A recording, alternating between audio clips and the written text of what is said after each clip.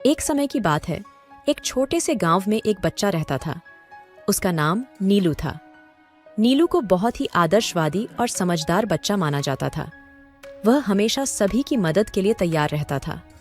एक दिन गांव के आसपास एक जादुई जंगल था। वहां अनेक प्राचीन जादुई वृक्ष थे, जिनकी कहानियां गांव वालों के बीच फैली हुई थीं। नीलू को जंगल के रहस्यों के बारे में सुनकर बड़ा रोमांच होता था। एक दिन नीलू ने निर्णय लिया कि वह जंगल में जाएगा और जादुई वृक्षों के रहस्य को खोजेगा। नीलू ने अपने साथ एक छोटा सा बैग लिया और जंगल की ओर प्रस्थान किया। वह जंगल के रास्ते में चलते चलते एक जादुई वृक्ष के पास पहुंचा। वहां पहुंचकर वह वृक्ष को देखकर हैरान था। वृक्ष पर अनोखे पत्ते थे, जिनमें चमक आ रही थी। नीलू ने धीरे से वृक्ष के पास जाकर उससे बात की। क्या तुम मुझे अपने जादुई गुणों के बारे में बता सकते हो?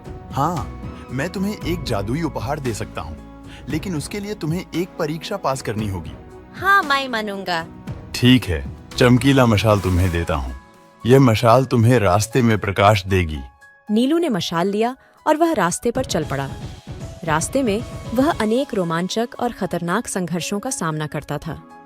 धीरे धीरे वह 3 मंजिलों की ओर बढ़ता गया और उसने उन्हें पूरा किया। वह जंगल के बाहर निकलकर वृक्ष के पास लौटा। वृक्ष ने नीलू को बधाई दी और उसे अपने जादुई गुणों की एक छोटी सी खोज के साथ घर वापस भेजा। नीलू ने गांव को वापस पहुंचकर सबको अपने जादुई मशाल के बारे में बताया। सभी गांव वाल नीलू की कड़ी मेहनत और साहस की सराहना करते थे। एक रात गांव को अचानक एक भूतिया आवाज सुनाई दी। सभी लोग घरों से बाहर निकले। वहां एक अजीब सी चमक आ रही थी और भूतिया आवाज बड़े ही रहस्यमय तरीके से गांव की ओर आ रही थी। नीलू ने अपनी जादुई मशाल को लाए और उसने उसे जलाया। मशाल का प्रकाश सभी ओर बिखरा और भूतिया आवाज ठीक हो गई। जब सबने देखा तो वहां कुछ नहीं था, सिर्फ एक चमकीला दृश्य था। सभी लोग हैरान थे, लेकिन नीलू ने उन्हें समझाया। हकीकत में जादू उनकी मेहनत और साहस में है। हर मुश्किल को अपनी मेहनत और संघर्ष से पार किया जा सकता है।